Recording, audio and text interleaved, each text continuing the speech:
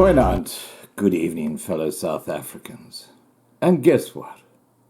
It's the season of giving. Oh, God. You can tell there's an election coming up.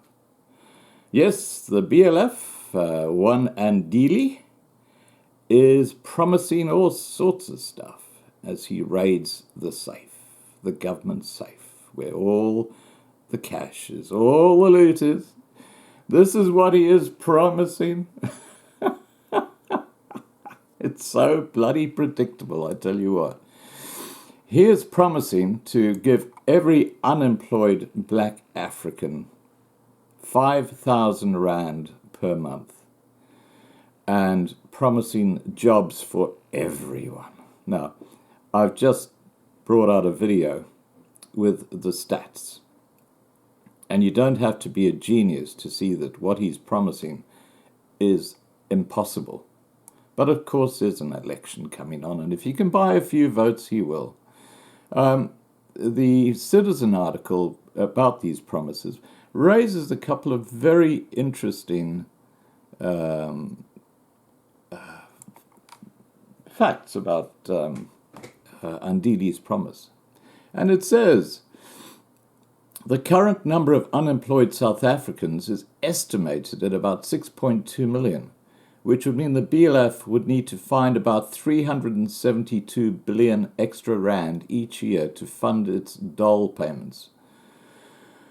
And that would amount to about 8% of the country's GDP. So good luck with that, Andili. And he's also promising that everybody will be able to graduate, go through university, even those who can't read or write.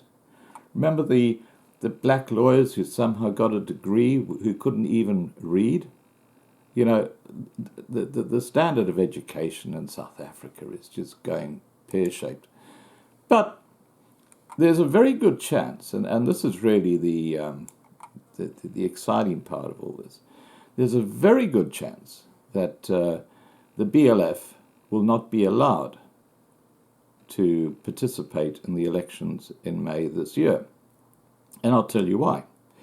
One of the heroes behind the scenes is the fellow whose ICC documents I put up on that separate webpage, and I'll put a link down below to them.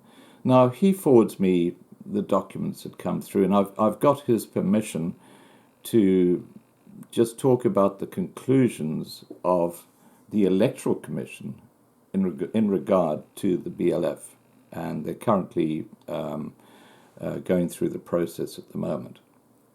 So, in conclusion in this report, and again, I can't share any of the other details because they're confidential at this stage, and basically it's explaining why the BLF should not be allowed to participate in the elections in 2019. Okay, point 16. This is a conclusion.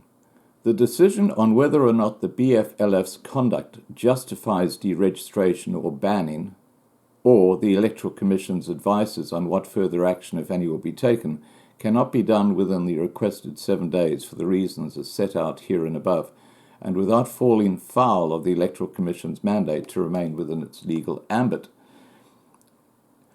In the circumstances, this letter, in response to your letter date the 8th of January 2019, serves as notification that the complaint and concerns will be investigated and considered with due regard to the information made available, the relevant legislation, and all relevant facts and circumstances within the realm and ambit of the Electoral Commission's authority.